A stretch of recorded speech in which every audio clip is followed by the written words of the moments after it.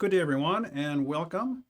Thanks for taking time out of your day to attend this week's webinar. So today is the second webinar in our series, the education series for the FXM-HP. And today I'll be covering the quick configuration guide, which will go into detail how to set the common things that you're going to want to set when you go in and set up your system. So, all right, so let's get into it. Here we go. So one of the things you may want to do, you can use the touch panel for programming the system. You can use the web interface. You can also use a keyboard and mouse to help you navigate if you want with the LCD. So you would just plug that in and then there you go. You can drive the system that way. Probably most of the time you wouldn't do that, but I just want to make sure that you know that that option is indeed available. Okay. Other things you may want to change, language and units. Okay, so you may want to change it to be US English from US English metric. And to do that, you're going to click the drop down arrow here. Okay, and then you can, at that point, select the language and units there. Also, on the LCD display, what you would do is you would touch the shortcut, the gear icon there, and then that will take you then to this display. And you're going to want to touch the language and units when you scroll down here. You can see it in the top left corner right there. Okay. And then you'll be able to set that either method. You can also do it from the login screen too. When you log into the web page, you'll have an option to do it there. So really kind of three places that you can set this up.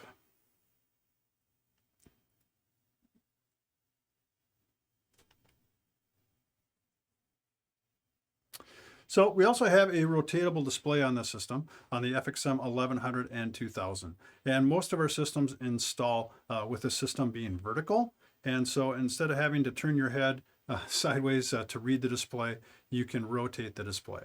So the best way to do this is to have the unit not powered on, have it sitting on its back then, and then get your Phillips screwdriver and remove the 4 screws on the front of the unit, carefully pull it forward, and then rotate the display and then put the screws back into it and off you go. But be careful not to pull it out too far. There's ribbon cables there. You want to make sure that you don't disconnect them on accident.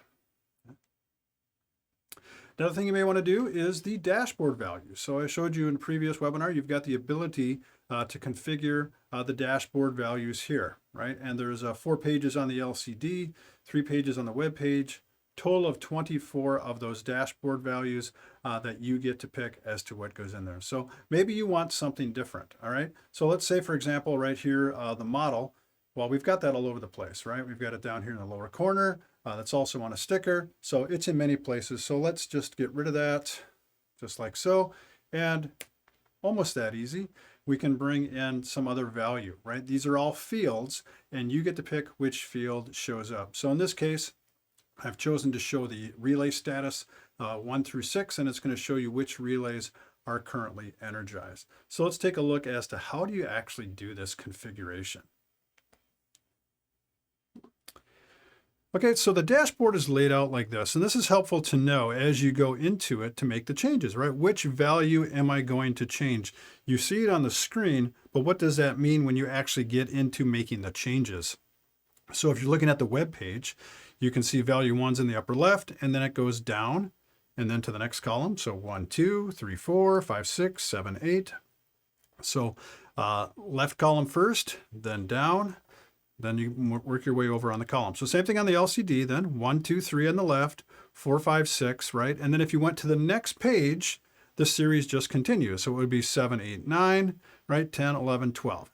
Same thing with the web page. So you need to understand this is how they lay out as you go in to check out and change those values how you want to do it. All right, so let's actually change that. Let's make that change then. And so let's cut over to the web page. Okay, so over here I've got the web browser all configured, set up using Chrome. I've got my IP address typed in with my FXM-HP. Okay. And what we're going to do then is type in here. The search bar is a great way to find shortcuts to get to a certain setting. And you'll see in the back of the application guide that goes with this webinar, a lot of the shortcut methods. I've got them laid out in the back, calling the navigation guide there, and how to get there. What's the quickest way? You can go through the menu system. That's easy too. But just for memory, I like using the keywords. So in this case, I'm just going to type in dash, D-A-S-H, and hit enter. And I've got a lot of LCD settings here. We're going to scroll down to the bottom. All right.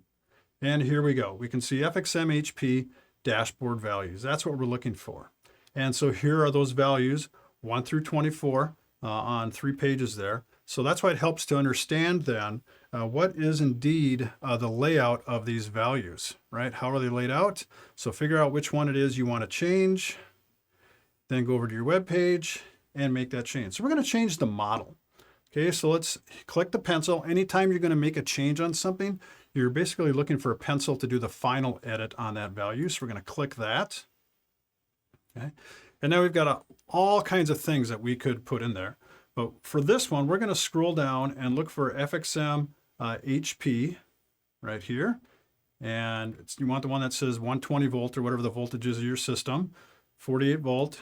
So we're going here. And then these are all the different things that we could do, and they are sorted alphabetical. So we're going to scroll down to relays, because I want to make that one relay C1 to C6. So relay status, essentially. Here we go. Relay C1 to C6 status. So that's the change we want to make. Okay, we're going to scroll down, click save. Okay, and look up here in the top left. You can see that it just changed now. Okay, and if we take a look at the LCD, we can see that it's changed there also in the upper left corner, relay C1 to C6 status. So you change it in one spot, it changes on both because they follow each other. All right. So now that we're looking at the LCD, let's make another change. Let's do it through the LCD though this time. All right. So here we go. We're going to go through the LCD. And we're going to go into menu. All right, and then we're going to go to controller with the arrow. And then next we're going to configure controller. Sure, hit that button right. Okay, and then we're going to go to user interface preferences right here. So scroll up. Okay. And then we're going to go to FXM-HP dashboard values right there.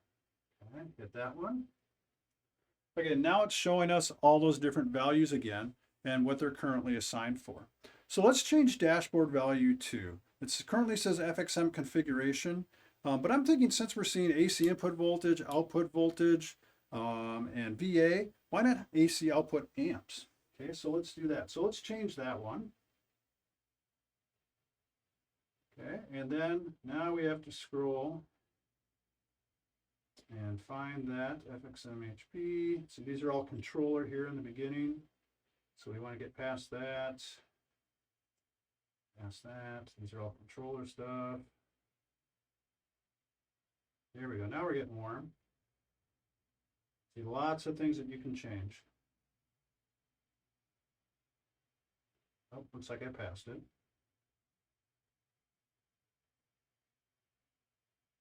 There it is. Sorry about that. So many items, I went right past it. Okay, here we go.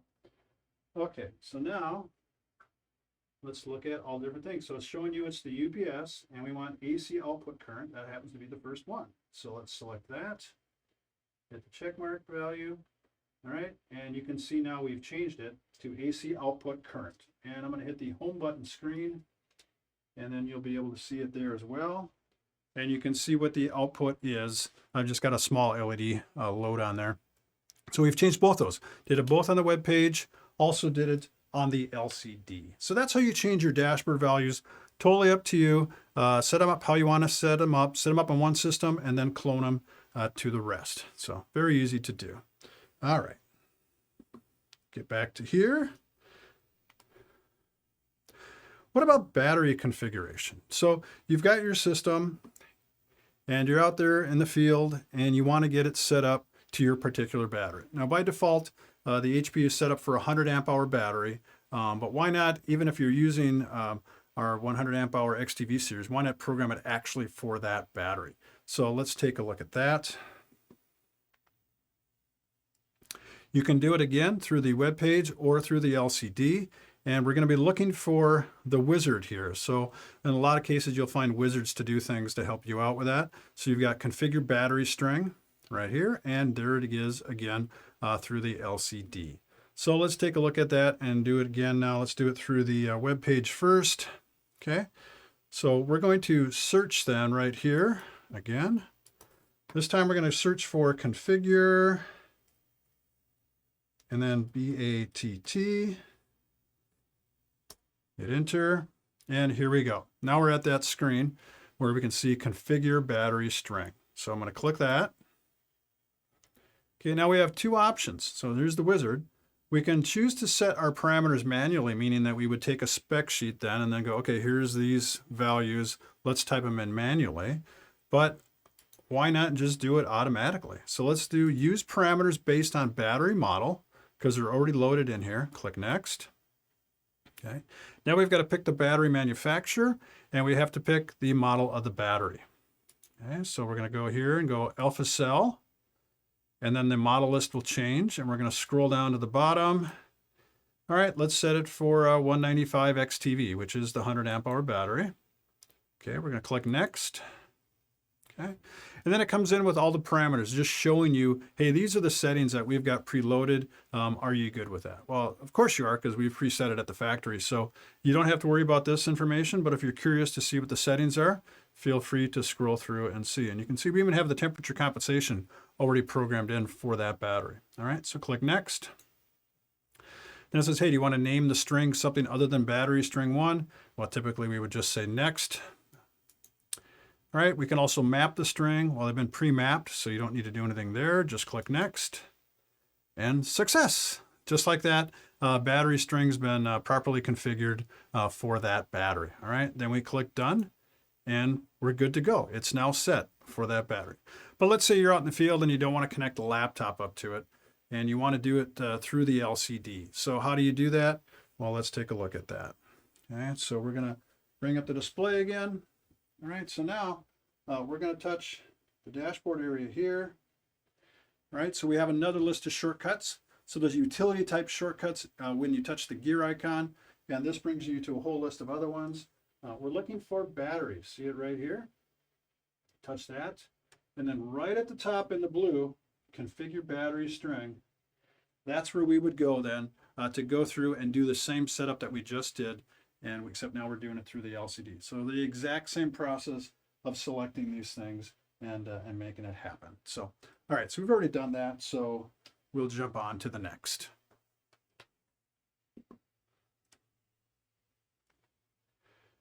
Another thing you want to set is the battery state of health. So when you've hooked up a new string of batteries, like when it's brand new install, or after many, many years and it's time to replace your batteries, you're going to bring in a new string. One of the things you're going to want to do is select this button here. So it's reset battery state of health to 100%. That tells the system that, hey, by the way, you've got a brand new set of batteries. And how you find that is you search state of, and this is also in that application note, search state of, and it takes you right to these windows here, which will pull up. There's actually two windows. There's status and there's configuration. Okay, and you can see the breadcrumbs here. So we went system, FXM-HP, system functions, battery, runtime, and health. Here we are. So hit reset. That will show the system that, hey, you got a new set of batteries. Another thing you want to do is make sure that the battery estimation is enabled. It should be by default, but it doesn't hurt to look, and that the load model is at constant power. So that's how you would do it through the LCD, through the web page. Through the LCD is like this.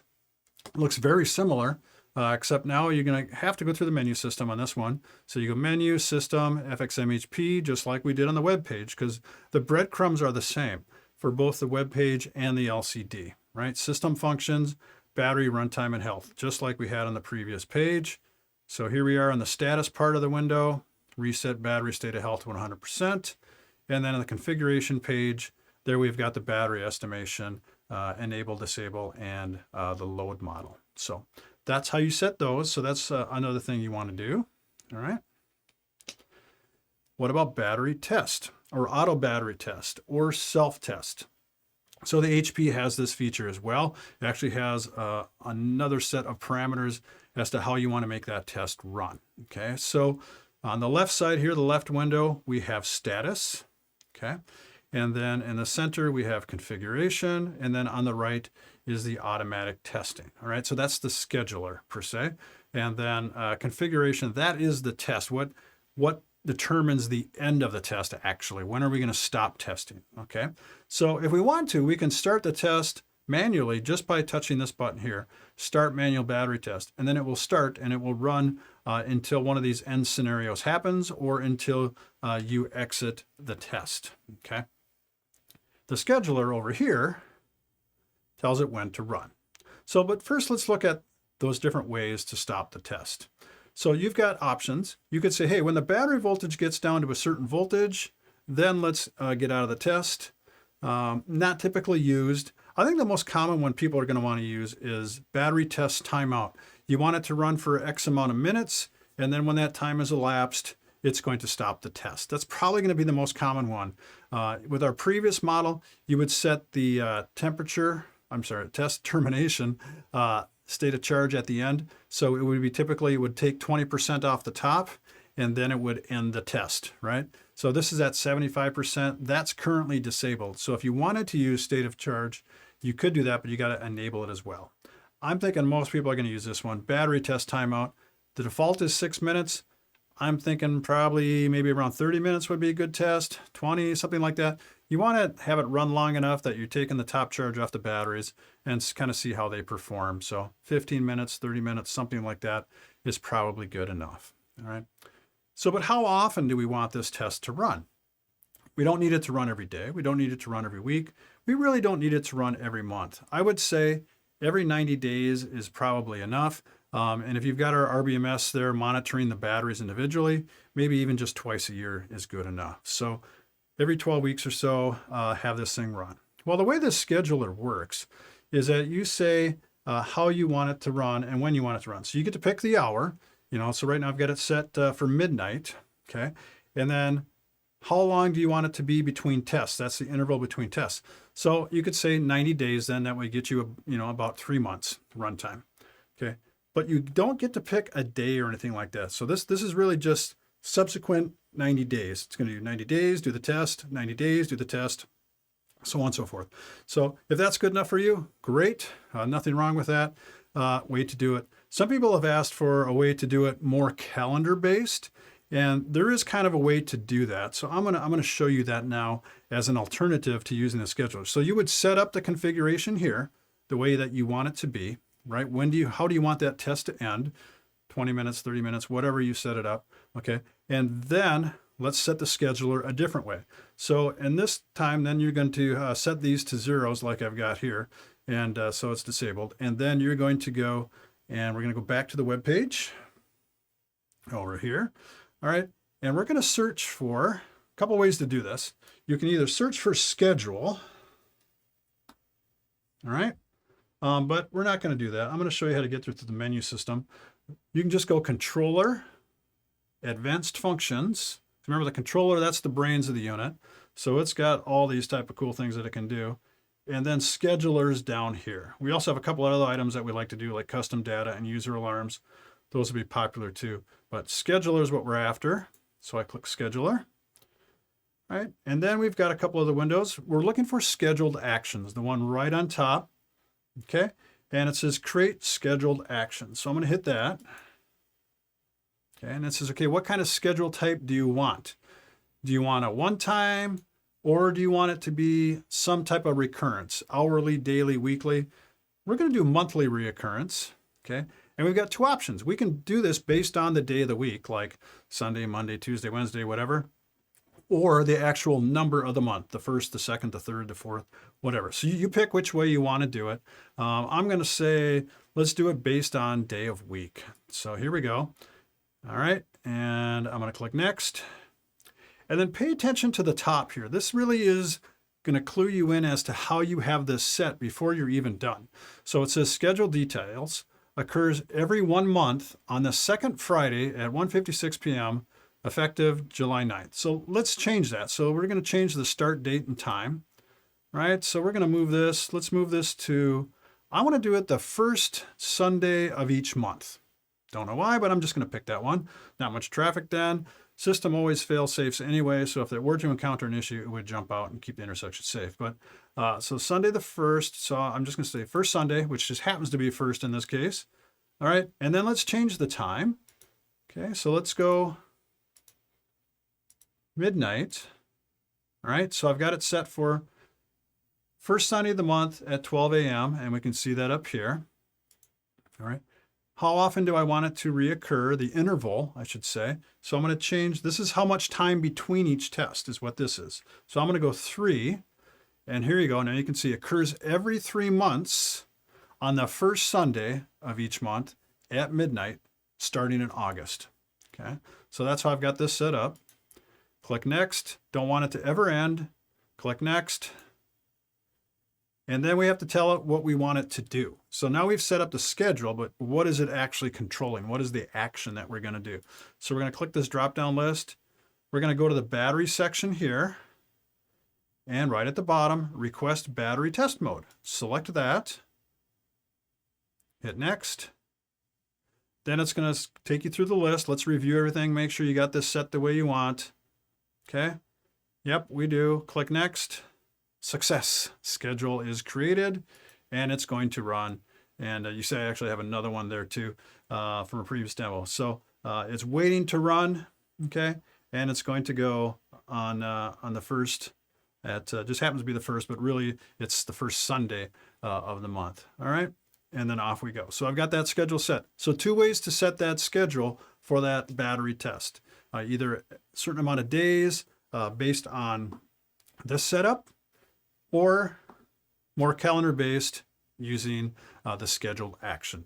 Totally up to you how you want to make that run. Okay, communication. So system's got Ethernet communication, and the port that you want to use is this one here. This is port 1. That's a static IP setup. Port 2 is set up for DHCP, so typically you would mess with port 1, all right? To change the setting through the web page, you would type in the word front, F-O-R-N-T, and then hit enter, and it would take you to the Ethernet settings, okay? Which would then look like this, all right? Brings up this window here, and then you click this button here, another wizard, change network configuration, and then you can go in and set up all your network information that way. All right. Default IP is 192.168.0 and 90. Okay. You can also, of course, do this through the LCD. So you're going to select that gear icon on the main home page, and that's going to take you to these utility type shortcuts. In the upper left then is the Ethernet. You touch that and then brings up this window, configuration. And here's the wizard again, change network configuration. Touch that, and then you'll be good to go. It'll take you through the wizard, and you get your Ethernet setup all set. All right, so communication setup, pretty easy to do. All right, what about email? So this system has email, of course, a little bit differently than the previous model. In this model with email, what it's going to do is once it sees an alarm, it's going to put it into a queue, and it's going to hold it for a certain amount of time. Okay, and then once that time elapses, it's going to send you an email with as much alarms as it has. It's going to hold up to the 10 most highest alarms that are active and the 10 most recently cleared alarms. So it just holds it so you don't get continually emailed if you have a lot of things going on. So it's going to hold it in queue and then send it out. All right, so how do you set it up? So you go and you search email. If you're doing the web page setup, hit enter, and it's going to take you here. You can also find it through the controller communications navigation, and you can see that here, controller, configure controller, communications, and then there's email right here. Right? Remember, we're looking for pencils for things to edit. So here's our pencils. So we want to enable it. By default, it's disabled. You're going to put in your server address. So whether it's an IP or a name, it would go there. And then whatever port you need to have to be set up. So check with your IT people on that. Okay. You probably won't need a username or password. That would not be typical. All right. But If you want to, you can set up for third-party emails. Like I've got it set up here for Gmail. This is a request that some customers have said. Say, hey, can we have this thing work with Gmail? Actually, yes, you can. And these are the settings. You just set it to smtp.gmail.com. That's the port. Domain is gmail.com. And then your server username is your email account. And then your email password goes here. But you also have to set up your Gmail account. You have to go into your settings then and set it for less secure apps in order for this to work. Okay. And if it doesn't see emails for a while, Gmail will eventually reset that so it does not allow that. If it sees activity, it's going to continue to allow activity. But if it doesn't see activity as a failsafe, it disables that. So remember to set less secure apps. Most of you will be using an Exchange server or something else, and you won't have that set up. Okay, so you've got then your server set up. Now you have to set up the destination, right? Where do you want the email to go to? So that's here. So set up your two addresses using commas between, okay, using the edit pencil. Then you have to have a valid from address, something that the server recognizes. So it says, hey, this is not spam, this is real. I'm going to let this go through. So set that up as well. And you can use the same from address on all of your UPS. It just needs one. They don't need to be unique, okay? Here's that send interval I was talking about. It's going to hold it in queue, and then it's going to send it out after a certain amount of time. So the intervals are 5 to 60 minutes. The default is 5 minutes. You can set it for whatever you want between that time frame. So 5 to 60 minutes is your window. Be sure to send a test email once you've got it set up, just to make sure you've got these server settings all correct, so you're not surprised when you're not getting emails when you should. Okay? You can also set it up through the LCD. Okay? And again, same breadcrumbs, menu, controller, configure controller, communications, and email, then SMTP configuration. And then here you go again with the pencils, just set everything up. Looks identical to the web page. Set it up and off you go. Be sure to, again, test it if you're going to do it this way. All right. Power outage alarm delay. This is a great feature that customers requested years ago. This is great for if you have that intersection that is prone to short outages, and they usually would occur in the middle of the night because that would be the most annoying, right? And so maybe it's having an outage on a weekly basis, daily basis, 5-10 minutes at a time, and then it just comes back. Maybe loose connection in the field, who knows? But you're getting these nuisance emails, and you don't want to be notified about it. So the feature is that you can make it ignore all alarms for a certain amount of time, and that's totally up to you. And that's called power outage alarm delay. By default, that's set for 1 minute. I've got mine set for 0, so there's no delay. But let's say your typical outage at this intersection location is, 10 minutes. Maybe set that to 20 or 30. And so what it's going to do then, it's going to take care of the outage. It's going to back it up. It's going to log it. It's just not going to send any notifications then until that outage is longer than whatever duration you've got set here. Okay. All right. So to get to this screen, you would then either navigate through here, same as the LCD, or you could type in outage in the search bar and hit enter, and you would get there as well. Okay. So that's the quick way to get there. Also on the same page is the low battery threshold. So the low battery relay, that's at 40% typically. Most people don't adjust it, but occasionally some do. This is where you find that too. They're right next to each other on the same page. Time and date. Good to get the unit set up so it's coordinated with your local time zone and everything like that. So a couple ways to do that. So through the web page, you would then search time and hit enter, and it's going to take you here. And you have 3 options. You can either set it manually by using a pencil, or you can synchronize it to your web browser. It'll grab your web browser time, or you can set it to your network time server, right? And so you can get that set up that way, all right? Then go in and set your time zone. And if you're using daylight savings, make sure to select the right method there. Okay, and then, here's where you put in your time server address. If you're doing that, be sure to put that in there, okay? And if you can do it through LCD, then again, it's the shortcuts, that gear icon, page down to clock, and then choose which of these methods that you want to do it with, okay? Okay, cloning. So this is a great feature. Not cloning sheep, but we're going to clone our configuration.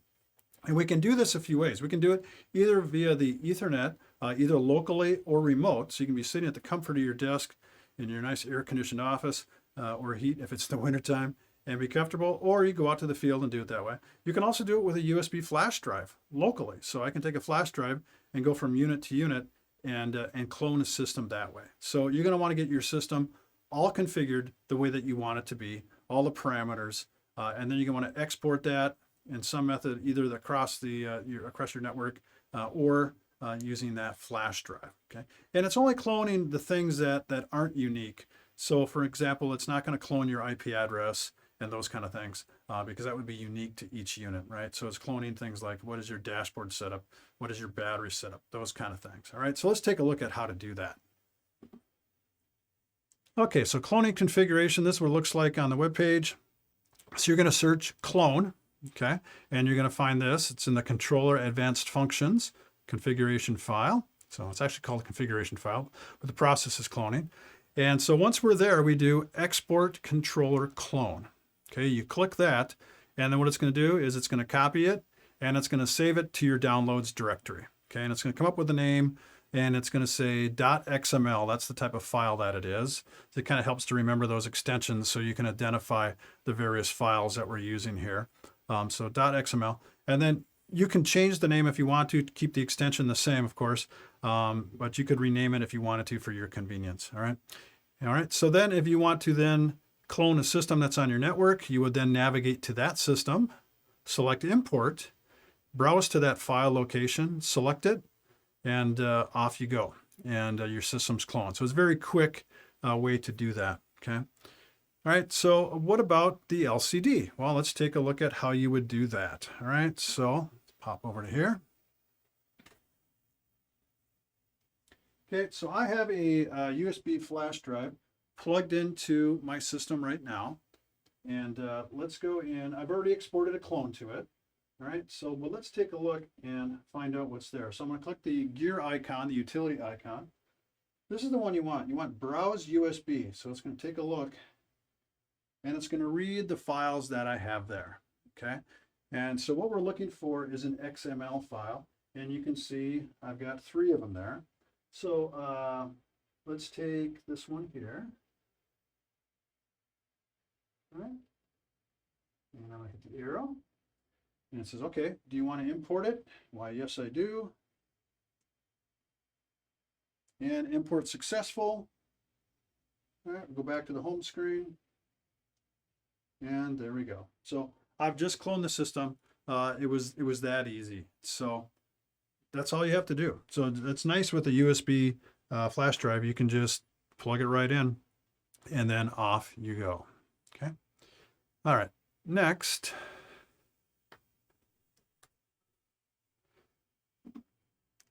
Updates. So we've got different software in the system. You've got the operating system that it runs on. You have software, that's what the controller runs on. And then you have the FXM part, that's the firmware. Okay, so essentially 3 things that are on the system. Okay, you can update them via the USB flash drive if you want, and you can do it also with the Ethernet port. Either way, up to you. So let's take a look at how you would then update those. Okay. So what we're going to do is we're going to talk about first is the controller software and the operating system. But first, let's look at controller software. Okay, so you're going to search then on the web page, looking for new controller. That's the keywords to use. Or you can navigate controller advanced functions, software upgrade. Okay, there's the breadcrumbs for you. Okay, you want to go to our website and download the latest controller software. So you're looking for the Cortex HP is what it's called, Cortex HP controller. And get the latest version of software. You're going to download it. It's going to be a .azp file, okay? And then once you've got it on your computer, then you're going to click Upload New Controller Software and Reboot. So then you just click that button, navigate to that file, and then it's going to upload it and then reboot the system. So really quite easy to do that, okay? If you want to do the OS, it's the same method. Go to our website, download the file, and in this case, it's going to actually say Cortex HP as part of the name. It's going to have OS in the name. and then it'll be a zip file. Don't unzip the file, just keep it just like it is. All right, so click this button, upload the operating system, and then it's going to reboot. Okay, so that's pretty simple. If you're doing it on the web page, on the LCD, looks like this. So you've downloaded, you've saved the file. Okay, so software OS. Let's take a look at how to do the software. You want to do the shortcut gear icon, right? And then we're going to browse the USB, right? It's going to read the files, and it's going to come up with a list. Here we are looking for the Cortex HP, okay? And AZP, right? AZP is the software file. Okay, we've selected that. It says, okay, are you sure you want to do this? Yes, we have to click execute then. And it's going to show you progress percentage. Then eventually you'll hit the 100%. And then reboot. Simple as that. Okay. And the operating system is the same method, of course. So the firmware then for the HP. So this is the firmware for the actual FXM part of it. All right. A little bit different process. You would then still go to our website at alpha.ca and then download the file. This file has a ACAN extension, as you see here. All right. So you would get the latest one. This has two steps in this process. So first you're going to upload it to the UPS. So you click this one, upload firmware file, and you can see I've got 3 of them here already. So I can delete the old ones. I just haven't done that. So you would upload the latest one, and it's going to show up on the list here. All right. So then once you've done that, then you're going to go to this other window that's showing called firmware upgrade. All right. And you're going to go over here, see where it says file. You need to tell it which file to use, because remember, I've got a list of them here, right? And you may too at some point, but we need to point to the file that we want it to update. Okay. So use the pencil, find that file, and then you're going to click Start Firmware Upgrade, and then you're done. Very quick process to do that. It's not very often that you would probably find a firmware upgrade. We do upgrade the controller on a fairly regular basis with a lot of other features. A lot of different markets of ours use the controller, so it may not have an update for traffic, but it may have an update for somebody else. So anyway, all right, so that's how you do the firmware on the web page. LCD, so you've downloaded the file. Again, use the shortcut gear, browse the USB. It's going to read the files. There it is. We've selected that file. We're going to start the firmware upgrade, execute. And here we go. Just like that. So pretty easy to do. Okay. All right, let's talk about the alarms in the system. The UPS has over 60 alarms, and they are user configurable. You can change all kinds of things with these alarms. So let's take a look at how to make those changes. So right now we're looking at the All Alarms page. Okay, so I've used the menu, and it's one of the main items is alarms.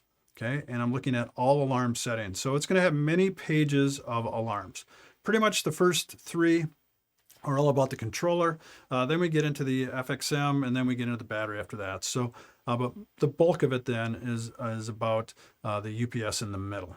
Okay, and you can see that here because it'll say FXM-HP. I happen to be on page 4. All right, and what we're going to look at right now in detail is this one right here. AC input breaker open. So let's drill into that. And so we're looking at this list, and we can, if we want to, we can search for a certain item by typing in the word there. We can sort them alphabetically by this. We can see the priority levels, see the status. We can see if it's got a relay energized. But let's dig deeper. And to do that, you just go over here to this arrow right there and select that, and then we can get in and drill deeper into it. All right, so let's do that. So here we are, we're now editing that particular alarm. So this window is all about the AC input breaker being open. Okay, so we can see that it's currently inactive, which means it's not open at this moment. We can see that the alarm is enabled. If you wanted to, you could disable an alarm. If something is a nuisance to you, you could choose to disable it. Or you could change its priority level. Okay, so email is set up to do based on minor, major, and critical. There are 4 levels then of these alarm priorities, warning being the lowest. So minor, major, and critical will actually generate an email. Warning does not. Okay, so if you don't want an email on something, maybe not disable it, maybe just set it to warning instead. Okay. Right, and then if you want to, you can have an alarm drive a relay, and you can have multiple alarms drive a relay. And so you would click this, edit pencil, select the relay that you want to energize, and off you go. All right, so on the web page would look like this, right? We go into the menu, we go to alarms, we go to all alarm settings, and then we're going to scroll to the different things. So here's alarms, all alarm settings, right? And let's say we want to look at the temperature probe. So battery temperature probe unplugged. Okay, so we're going to enter that. So here's the different things, different settings about it. I'm going to scroll down. You can see the bottom one. Here's actually now the pencils, the things that we can actually edit, right? If we wanted to, a relay to be triggered by it, we could do that here. So that's how you would edit it through the LCD. So breadcrumbs are the same, menu, alarms, all alarm settings, and then scroll to the alarm you want. Okay, power flow. Power flow is a great feature, only viewable on the web page because it gives you so much information. That LCD is great, but it's still too small for the amount of information that is presented through the web page on this power flow. So let's take a look at it. It is the ability to be able to see visually what's going on with the power of your system. You know, as I think about a system, I get calls from customers and they're explaining what they've got out there on the street. And so I'm asking them questions. They tell me about your load, tell me about your batteries, tell me about your voltage coming in. And so I'm painting this picture in my head, or I'm writing it down on a piece of paper. Boy, PowerFlow saves you all of that and makes it just a lot easier to do it automatically. So let's take a look at that feature here. Okay, so we're back to the web page and it's right up here. So you got dashboard and you've got PowerFlow. So I'm going to click that. And right there we go. We can see exactly what's going on with the UPS. Power coming in, going through our breaker, shows us the voltage and the frequency. Here's the UPS, tells us the mode of the UPS, shows us our 6 relays.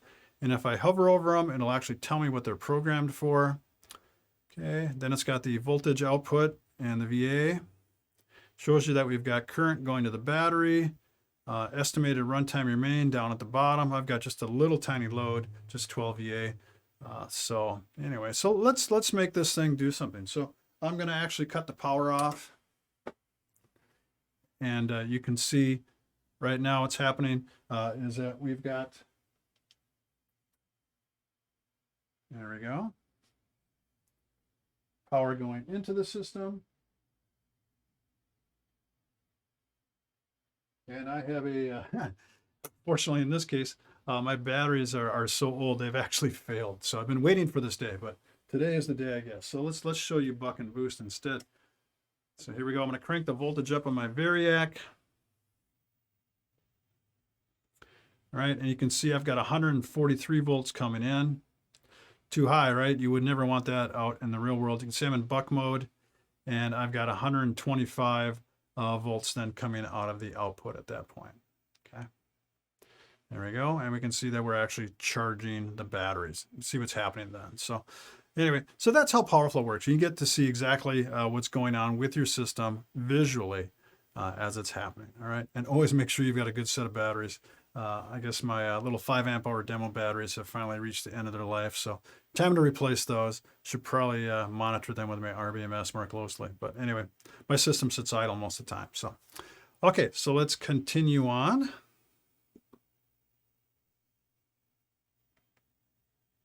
Dry contact relays. Okay, so we've got 6 of them, right? First 5 are programmable. Last one is used for the fan. Okay, so you can drive that. So let's take a look at those. Okay. So here they are. Here's their default settings. So we've got on battery, C2 and C3 are low battery and no line. C4 is timer, C5 is alarm, and C6, that's of course, the fan voltage driving the cabinet fan. All right. Totally up to you how you want to use these and how you want to program them. There are so many possibilities. Common things that people will do with them. is that they would wire them to their controller alarm inputs so they can get notification back through their controller, through their central system, or whatever type of communication they have with their controller that way. Some people will also use them to take their intersection to flash when the batteries hit that 40% level or after a timer has expired if they're using timer. So for example, here to control a remote flash, right? Or you could go timer as well. Good thing to bring back the alarms to say, hey, system's in alarm. So especially powerful if you don't have communication in your whole cabinet. Maybe you've only got communication to the controller, but not the UPS. So use the alarm inputs of your controller to get the information back. Some agencies will do both. They'll have it go through the controller, bringing the UPS dry contacts out, and they'll also have the UPS generate an email or SNMP. Totally up to you. A lot of things that you can do with those. Okay. So relay status. So if you go into system then on the web page and then FXM-HP, just go to status and then you scroll all the way to the bottom. You're going to find relays. Okay, and this is where it tells you about your relays. So here's the 6 of them, what they're currently programmed for, their current state, are they energized or not energized, and how are the contacts currently working? Here you can see normally contacts closed, so none of them are energized. This other section here, count, that tells you how many things are driving that relay. How many things are there that could possibly trigger that relay? So you can see most of them are at 1, but the control alarm is at 3. Why? Because it's the minor, major, and critical that I showed you earlier that can trigger that. We don't have warning programmed to it. You could if you wanted to, but right now it's currently not programmed that way. So you got 3 things set for that one. You could test the relay by clicking that button, and then it will then energize the relay until you see otherwise. So that's a good way to test that the relay is doing what you want it to do as an output when it's controlling something else.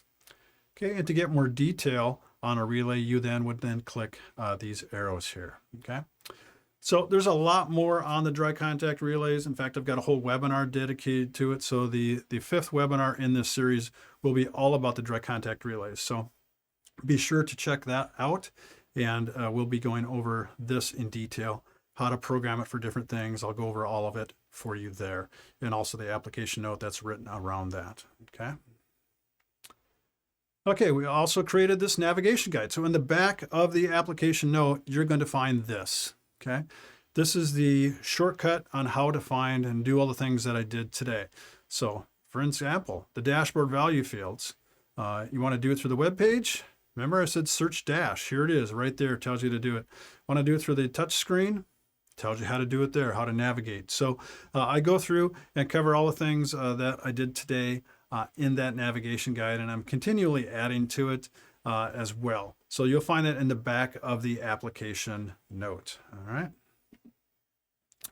Okay, so education series. So like I said, this is the 2nd one, the quick configuration guide. We've got 3 more to go, so be sure to check those out as well. Okay, and hopefully you've enjoyed this session today. So if we go to questions, so if you have questions, please be sure to reach out to your local Alpha traffic distributor. They'll be glad to help you. Reach out to your Alpha regional sales manager. They'll be glad to help you. Reach out to me. I'll be glad to help you. Call our tech support line. We want to make sure that your questions get answered and you're comfortable on how to do things. Also look up these videos and feel free to go over them time and again. And I plan to make some other videos coming up, which will be much shorter snippets on how to do some of these things, so you can just get the exact item you're looking for. So be watching for that in the future. So I want to thank you for your time today. I hope you got a lot out of it. We appreciate your business, and look forward to you getting your first HP and playing with the system and falling in love with it like I have. So all right, so thanks now. Take care and make it a great day.